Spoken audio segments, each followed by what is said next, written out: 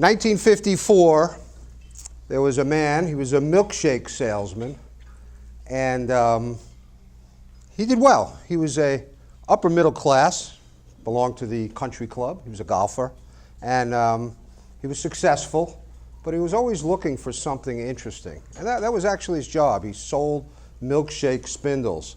Some of you, if you're old enough, remember, in the old days, it would be one milkshake at a time. And then they built it so it was 6 milkshakes at a time. And so this man gets an order of 6 spindles at 6 milkshakes. That's 36 milkshakes at a time. So the question he's asking himself is, what restaurant, this is 1954, needs 36 milkshakes or the ability to do that at one time? So he did what most people would never do, jumps on a plane, flies to California. Everybody know who I'm talking about yet so far? No? So he goes to California and he sees this little building, this little restaurant, and there's mobs of people waiting on the line, and there's no car hops, which usually in those days, not that I'm that old, I'm 60, I was born in 1956, but you had the girls, usually women, young men, who served the hamburgers, but they weren't there.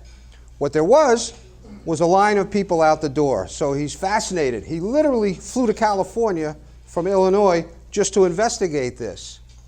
And when he finds out what it is, of course, it's McDonald's. And it's 2 brothers that built one store. They eliminated the car hops, and they created what they called the Speedy system at the time, which was obviously a hamburger, a Coke, and fries. They simplified everything.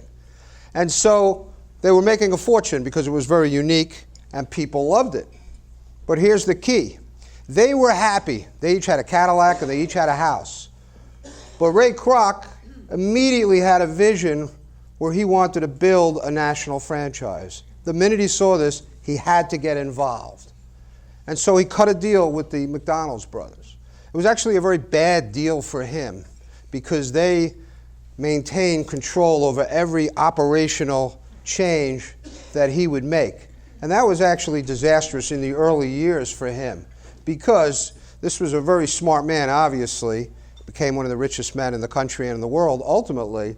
He understood that he immediately needed to make hundreds of changes in order to improve the system, in order to be able to start selling franchises.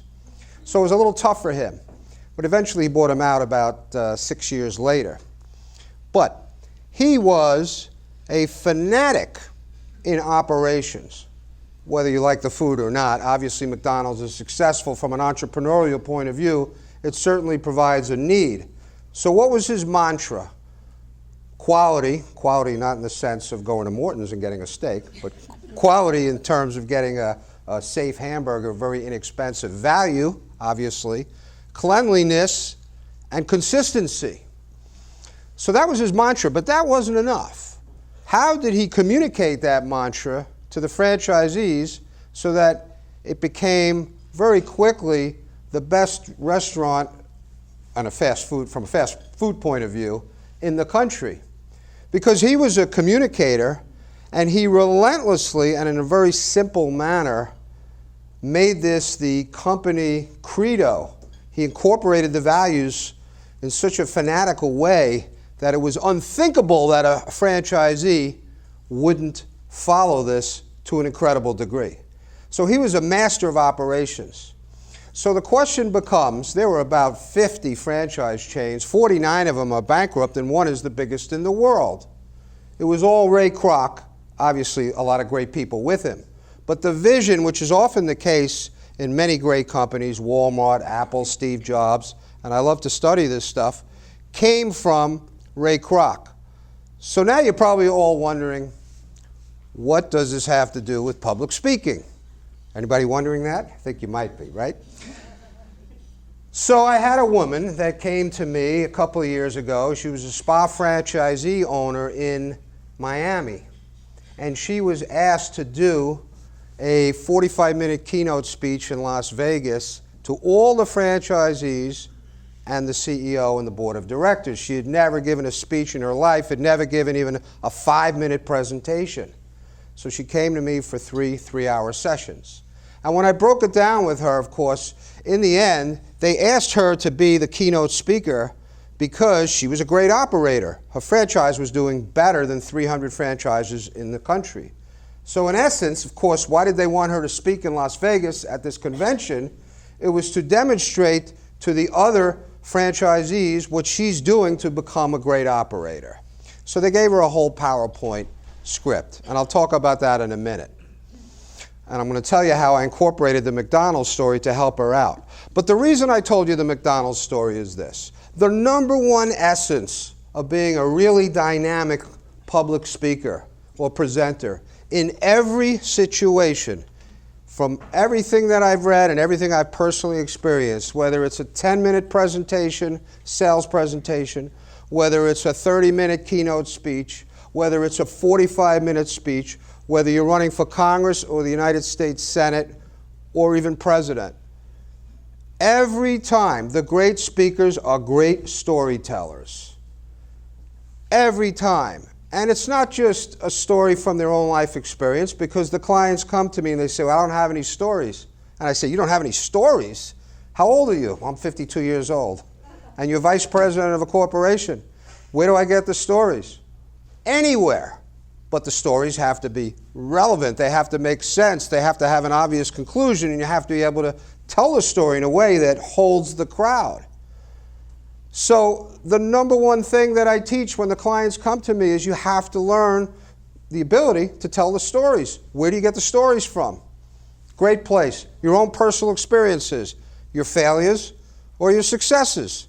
If you're a trial lawyer, every trial lawyer I've ever known only tell about the cases that they won.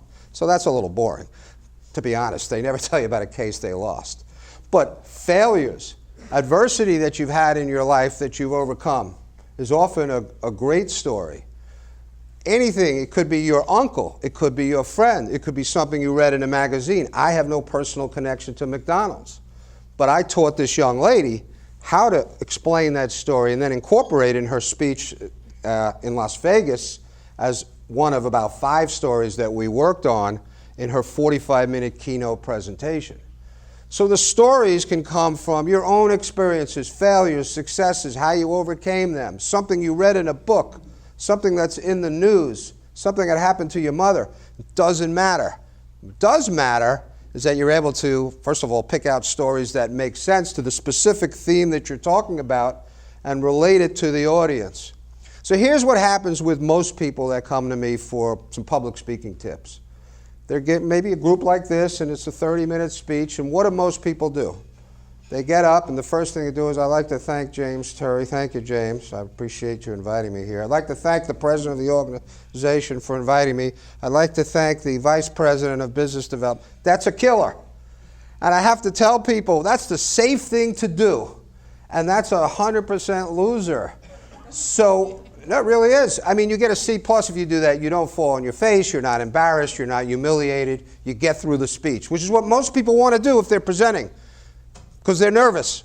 So they just want to get through the speech. But does that grab the crowd's attention? Do you own the room? Are people listening to every word that you're saying?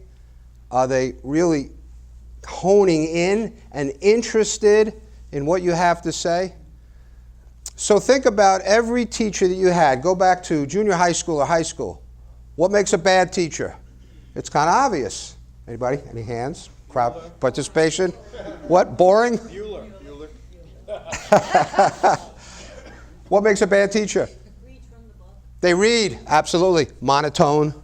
They sit there. They don't get away from the podium. They just are very rote. They're very predictable. Their voice doesn't change. There's no dynamics to their personality. You know exactly what they're going. You're just dying. You want to just go to sleep after 3 minutes of that. That's a teacher is the same as a public speaker. What makes a great teacher? Think about it for a second. If you had any, if you were lucky, I had a couple. A great teacher tells stories, makes the subject come alive. If they're teaching history, American history, they actually can draw you in so you're interested in the material. It's maybe easier said than done, but that's what makes a great teacher. Somebody where you're hanging on every word and you actually want to hear how the story ends. So I always teach the clients that come to me, think about the teachers, think about the disastrous ones, and say, well, that's what you don't want to be. So, someone comes to me, and I break down the mental process of speaking completely. So here's what happens. Most of the people I was telling, it's Patricia, right? Tricia? I was telling Tricia earlier, when the clients come to me, first of all, who are the clients? Why would a client come to me? How would they find me on the internet? There's always something really bad that happened to them. That's why they call me. It's almost like being a psychiatrist. Either it was a disastrous presentation, that happens, or they find that their whole career in the corporate world is being hamstrung because they're simply afraid to get up and speak for 15 or 20 minutes, and they can't go any further in the corporation. I get a lot of that. Or some people have been promoted, and now they have to go out maybe to groups like this, luncheons, and speak for 15 or 20 minutes, and they just can't do it. But why? It's like anything else. It's, to a large extent, a learned skill set. So, like anything, some people are natural-born NFL football players, and maybe somebody can't do that. So there's certain natural abilities that we all have. But I'm a great believer that certain endeavors, it's a skill set. Some people are born to be better speakers than others. But there's no question in my mind, from the many books that I've read about this, and also teaching all these mostly business types and executives for the last 10 years, I see them literally improve in front of me after 3 hours. And they get more women. It's unbelievable. They come to me. They make more money, they lose weight. It's phenomenal what happens when you come to my course. Now, I digress. But the reality is that when they come to me, it's usually something that's really holding them back. And so the first thing I say to these guys, and most of the guys that come to me, or women, they're often from the technical fields. Computer guys, IT guys, accountants, engineers, and architects. Why do they often need my help? Because their thinking process, you have to be very correct when you build a bridge. I guess you can't make a mistake and sort of freelance it through the building of a bridge. So what happens with those kinds of people? They're perfectionists.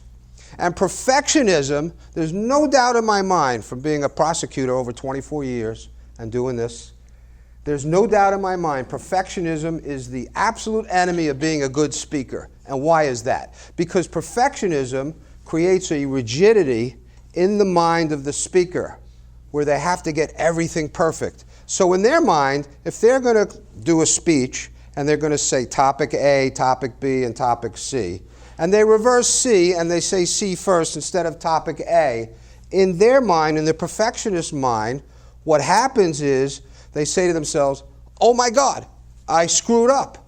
And they freeze and they get nervous, they start sweating and they're panicking because they're perfectionists. But the reality is, would anyone in the audience ever know the difference 99.99% of the time? Would any of you know the difference if I told a McDonald's story, a Sam Walton story, if I talked about the mental process first or at the end? Of course not. You would never know. And if you're like me and I was listening to a speech at 10:30 in the morning, I was always thinking about lunch and nothing else. So the reality is, oh no, this is true though actually, in the mental process of the speaker, they believe that everything they do, every little gesture you're looking at, you're studying those gestures. That's what happens in the mind of the speaker. So public speaking is a very bad word for people, because the minute someone hears public speaking, they often become presentation robots. I didn't make that up. There's a speaking expert in Manhattan who specializes in teaching the best advertising executives in the world how to present for $50 million accounts. And he says what happens when people know that they have to give what they call a presentation or public speaking, they immediately become some kind of a presentation robot or a public speaking robot. What does that mean? It means you think of Abraham Lincoln 7 years ago, however it went, you got to go like this, you keep your jacket up, go like this. Thank you very much. It's a pleasure to be at BOMA. Thank you, James. I really appreciate this invitation. It's great. All you lovely people. You become a robot. And that's not good. So what I teach people, these guys, the technical guys that are all robots, and they do everything wrong, What I teach them, this is the number one thing. You're getting this for free, basically. Thousands of dollars they pay me. That's true. No. What I teach them is completely change your mental process. It's all about becoming the natural person that you would literally be almost at the dinner table having a discussion with your friends and family. And that's a very difficult thing to do. So if you think of the great speakers, some political speakers, you almost feel like they're talking to you, obviously not talking at you. So how do you do that? I mean, that's tough. So I'm telling people that come in to meet me, that are totally afraid of speaking and they're nervous and they messed up, that they have to be their natural self. Now that's easier said than done, because in effect, that's the most important thing I believe that I could say today. That's the trick almost. How do you actually become yourself talking to 100 people in maybe a high-pressure situation? Not an easy thing to do. But once you know the skill set and you understand what makes a good speaker, then you could start to try and attain the goal with practice and doing it. Now, when I say practice, practice does not mean standing in front of a mirror and memorizing hand gestures. So here's what happens when these clients come to me. I say to them, don't tell me what happened, but let me guess. You had to give a presentation, and in the presentation, you wrote it out, you typed it out, it was 4 pages. You practiced it at home 10 times, 20 times. Your wife and kids listened to it. You were in front of the mirror and you had your hand like this. It was beautiful. You had just like John F. Kennedy did years ago. I've actually had people come to me, a young woman running for Congress, and she said, my campaign manager told me I should go like this with the thumb. I was horrible. Seriously, any of you remember John F. Kennedy? John F. Kennedy was a great speaker. That's what he did. I said, that is literally the single worst piece of advice I've ever heard in my life. I said, first of all, you're a 33-year-old woman, and John F. Kennedy was a 40-something-year-old man, and that was his unique style 50 years ago. He happened to be, by most accounts, JFK was a very natural and great dynamic speaker. And your campaign manager is telling you to do a terrible imitation of a middle-aged president from 50 years ago. I said, this is South Florida. You're running for Congress. You need to be every woman's grandchild. That's the strategy here. You're 32 years old. She didn't win. I'm not going to say who it was. She didn't win. So that's the worst piece of advice I ever heard. So I said to her, look, you have to learn how to be yourself when you get up and you give these presentations. That's the whole trick of it. So it's easier said than done. So when the executives come to me, I say, let me guess, James, you got up, just using you got up, and you remembered everything that you practiced, and you memorized it word for word, and you got to about the second or third paragraph, and then you forgot it, and you froze, and you started panicking. You just raced through it. You don't really remember anything. You were sweating, and you raced off the stage. I'm telling you, 99% of the time, the guys or the women, they say to me, wow, Andy, how'd you know? I said, because everybody that comes to me does the same thing. It's incorrect. They don't know. It's a learned skill set. Who likes Shark Tank? Anybody? I love Shark Tank. I was talking to James about it. We love the same business shows. Shark Tank is great for presentation skills. Some of them are excellent, and some of them are literally catastrophes on national television. They are. And the catastrophes, you can tell, if you watch it next time, think about me, and see what happens. Here's the catastrophes. The catastrophes are when they memorized every single word of their presentation, and then suddenly, under the pressure of being on national television, they can't remember, and they literally freeze in the biggest moment of their life. It's very sad. That's what happens. And that's because the approach is entirely wrong. Now, what would be the right approach for them? Well, they all have a passion about their business, and they know their business very well. So, the right approach for them, of course there should be some structure but no memorization, would be to use as I teach people, trigger points, bullet points where you see the bullet point and that triggers the story or the concept, and you remember what you're really trying to sell or pitch without ever trying to memorize exact word sequences. It'll never work. And when you see some people do it on Shark Tank and they're basically themselves, but not overly rehearsed and not mechanical, It works and it's very effective. So it's absolutely the same skill set. Whether it's a 5-minute presentation, a 20-minute presentation, it doesn't really matter. So I break down the mental process for people, but I don't put them out there without a net, because I've been doing, frankly, it's a presentation, I guess, trials, closing arguments in major prosecution cases since 1985, long time. Many, many years I was in Palm Beach County. I was a homicide prosecutor and lived in Boca and was a prosecutor in West Palm Beach. For the last 14 years, I've been a Broward County prosecutor handling the very violent domestic violence cases, bad stuff, crazy stuff. And so I've done 1 million closing arguments, and it's a presentation. There's no room for joking, obviously, in that scenario. But other than that, the skill set is basically the same. So how do I prepare? Well, I don't go up there without a net. I actually have a rigorously organized outline with bullets, but very little verbiage, and I know each bullet. I know exactly where I can go with it and how I can explain what the evidence was in the case. Do I need it? A lot of my friends say to me, you've been doing this for so many years, you can do without it. I have done it on smaller cases without it. I could do without it, but I'm much better when it's structured. There's no question in my mind. So I don't go up there without a net. I have my triggers. I use the same thing. I don't come up there. A few tricks I teach people even. Don't staple your papers, because if you staple your papers, you got to go like that. So I literally teach people, come up there. Don't come up with a folder. Come up with something that looks a little bit presidential, and you have your net. And I'm never embarrassed. I don't really use it very much, but it is there. And if you know how to do it, it's very effective. Now, what do I teach people to do? Can they use the net? Absolutely. But you never want to be reading, and you never want to be in a situation where I've seen people, they have to do something 5 minutes and they whip out a piece of paper and they're reading from the piece of paper, and that's a catastrophe. That's not good. But if you had a 10 or 20 minute presentation and you were really nervous, what I would teach people, basic structure on a speech, and obviously this can be totally adapted and should be totally adapted, but 1 or 2 stories at the beginning, relevant stories, stories that make sense, stories that specifically speak to the theme of your talk. So that's the first thing. And you will grab the audience's attention. You will never grab anyone's attention if you spend 5 minutes thanking everybody. I couldn't believe it in the Casey Anthony murder trial. They had 2 lawyers and they split up the closing argument. I was shocked at this. That's the first thing. I think that's a huge mistake. I've never done it in my whole 24-year prosecutor career, where 2 different attorneys, different styles, are breaking up the closing argument. So frankly, I didn't agree with that.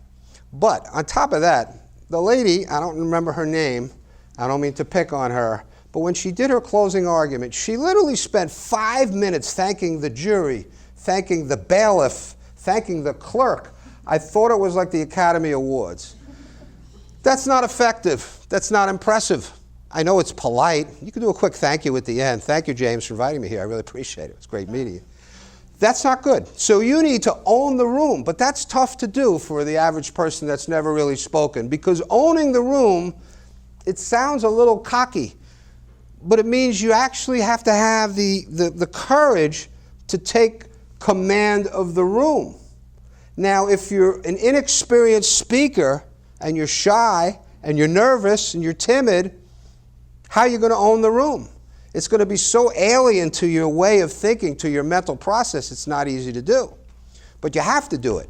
Because if you don't do that, you're basically giving it up to the crowd that you're either weak or inexperienced, and it's not good. You know, it's a little bit like the courtroom. Judges are like sharks. They smell weakness if the attorneys are young or inexperienced and they jump on it. Audiences can be the same way. I'm not saying they're sharks, but they can sense if someone is really uncomfortable in the speaking situation. So here's what a lot of people do. They get up, and the first words out of their mouth is an apology for not being a good public speaker. Well, it's true. Hi, I'm really sorry. I never did this before, so I don't know. Anyway, I'm going to talk about property management, but I'm really embarrassed to be alive. I don't know what I'm doing here. It's crazy, but anyway, don't listen to anything I have to say. Anyway, are we done yet? Oh my, that's not good. you got to play the game a little bit. You just have to. So, own the room. Of course, everybody's different. But what does that mean? Well, it's amazing. I actually teach these people that come to me, and I say, you have to have the courage to wait a few seconds so that the room calms down. I told James asked me, and the other people here, they wrote me an email, very nice, and they said, do I need audio-visual aids? And James said, what do I need? I appreciate that. And I said, no, I don't need anything. I said, but I do have one request. If possible, James, make sure I speak after the eating is over with and the clanking of the dishes. Because, frankly, and if I had to speak through the eating, I would, because mental toughness is part of being a good speaker. You have to take it the way it comes. You got to play the game with the rules that you're given. So if that's the way it was, that's the way it was. But that was my only request, if possible, and they accommodated me, because it's very difficult to speak when people are clanging, because you got to own the room. So how do you own the room? It's physical presence. It's the way you walk. It's the way you act. It's the way you present yourself. It doesn't mean to be cocky. But the trick, really, I've actually had people, this is a true story, 3 different people paid me $500 to learn how to do a 2-minute wedding toast. I swear to God. It's true. I almost felt a little bad.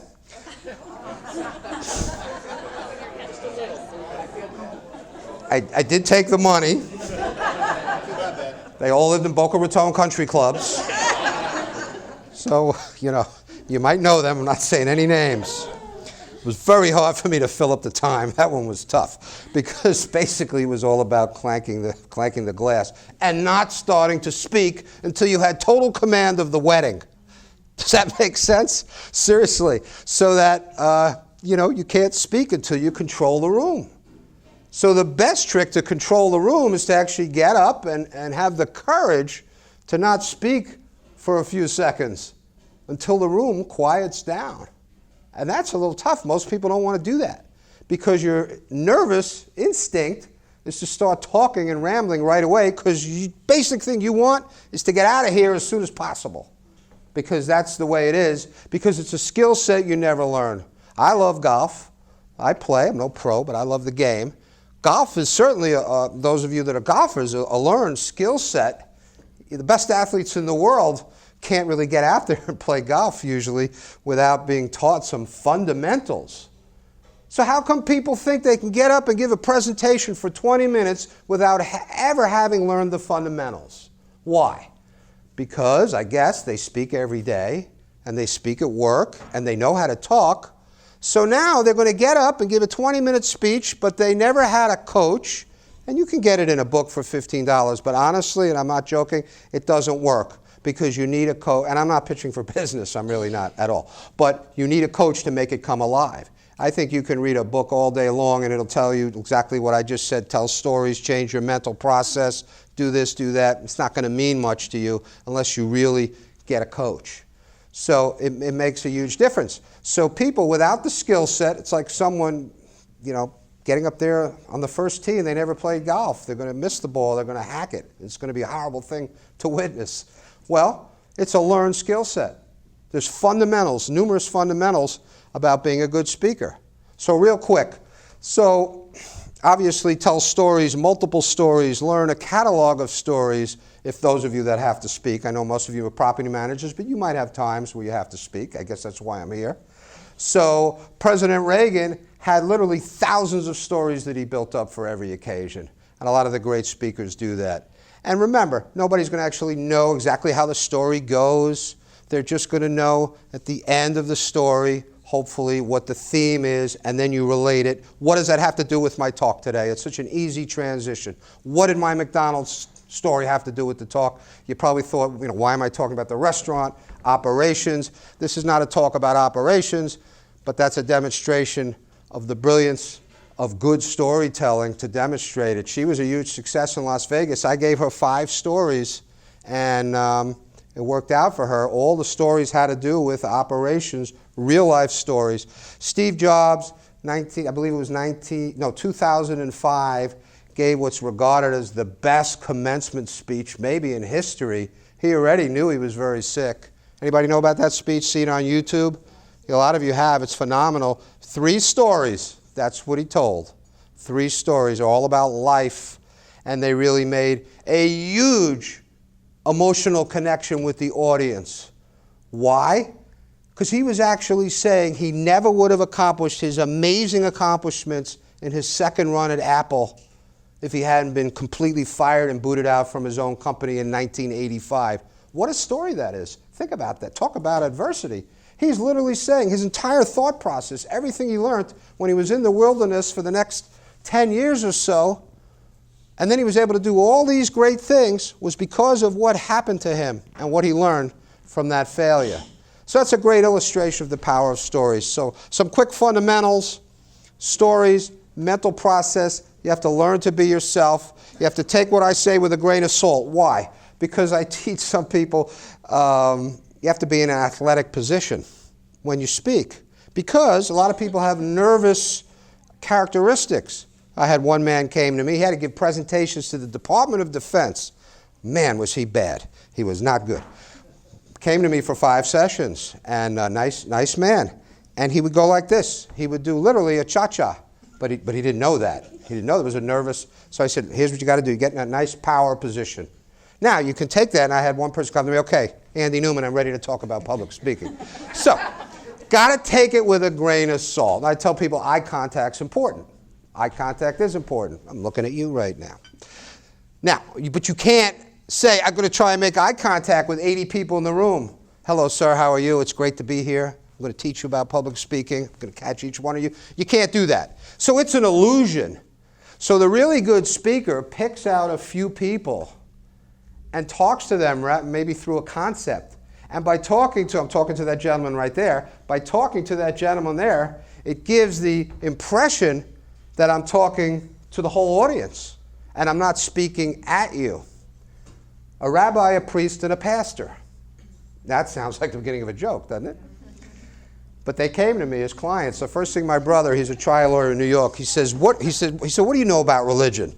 I said, not much. I don't think anyone's going to accuse me of being a theology expert. He said, what were they doing there? I said, they needed help. Who needs more help being a great public speaker than a rabbi, a pastor, and a reverend, and a priest? Maybe there was 4 of them, I don't remember. And all of them did the same thing. They would come up with these conclusions about living life, living a more moral life, a better life. Okay, that's good. We all want to do that. But they were absolutely talking at the audience. And they were all doing it from back here. So I said to the rabbi, I said, is there any rule that I don't know about, that you got to stay by the podium? He said, no. I said, well, walk away. Walk away from the podium. So he did.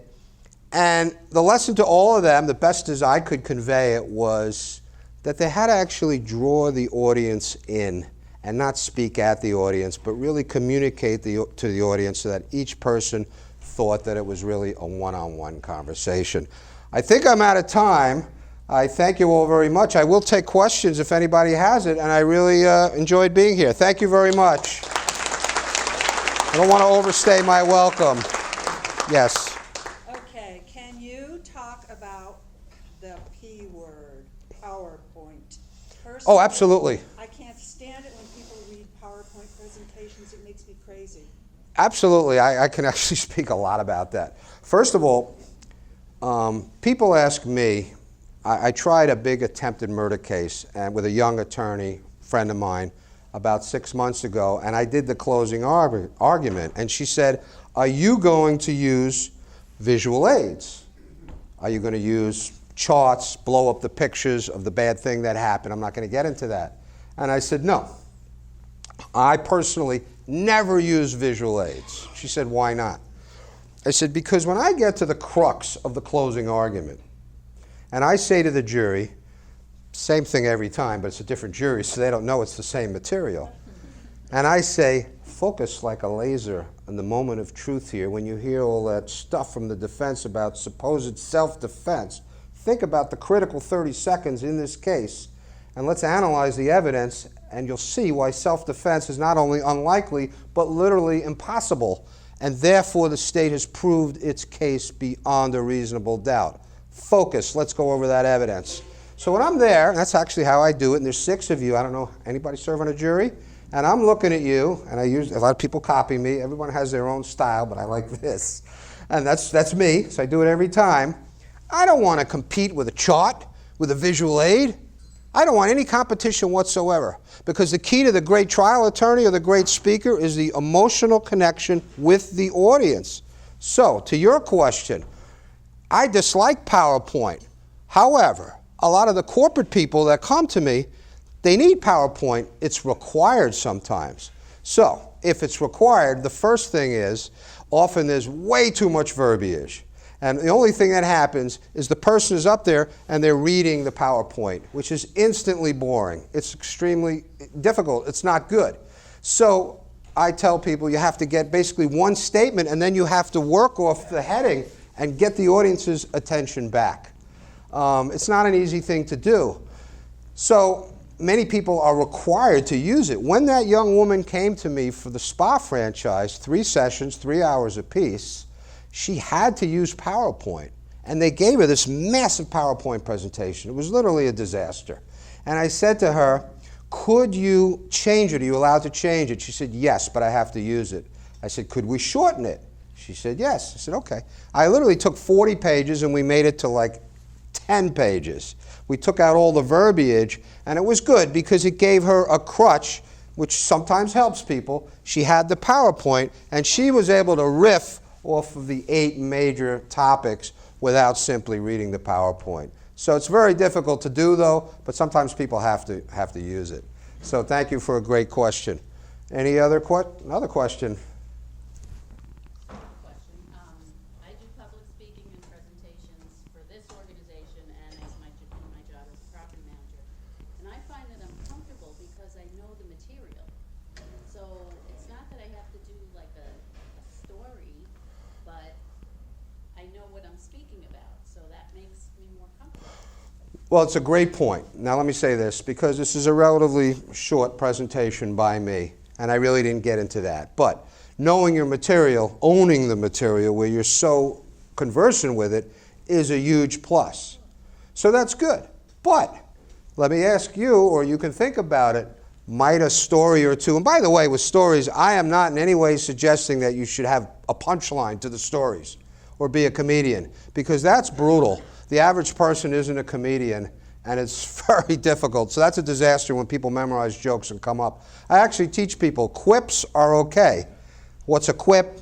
It's not exactly hysterical. When I said you always get it, I get a good introduction because I write it myself. You can't really bomb because it's so quick. So that's a quip, but no jokes. But in reference to you, I think, just based on my experience, even though you know your material, a couple of stories of successes that you've had or some tough situations that you rectified that then lead into your theme could just make your presentation more interesting. You can still convey the actual hardcore material. I mean, I get a lot of guys or women that come to me and it's technical material. So they have to convey certain amounts of technical material. So of course you take what I say with a grain of salt. You can't be hysterical when you're doing something on computer programming. But the stories can always be worked in if you choose to and make it a little more interesting. So I hope that answers your question. I'm dying from curiosity. Where was Steve Jobs' commencement speech given? Oh, Notre Dame. Was it? I'm pretty sure. Oh, I'm wrong? Well, I wasn't. I'm not sure. But good question. If there's nothing else, I don't want to overstay my welcome, but thank you all very, very much. I really enjoyed it. Thank you. Thank you.